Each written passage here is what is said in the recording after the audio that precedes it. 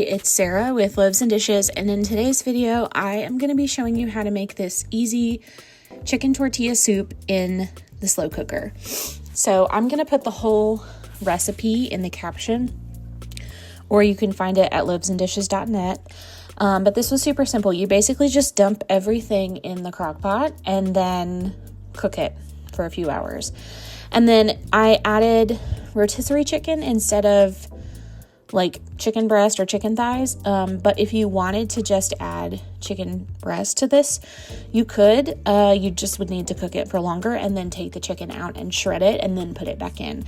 I just felt like a rotisserie chicken was so much easier, and I didn't use the whole rotisserie chicken, so there was extra that you could use for another meal or another dish. I just thought that was really great. So I put everything in the pot, and also I couldn't find the bell peppers that I bought for this. There is bell pepper in this, but it didn't get added until later because I found it later.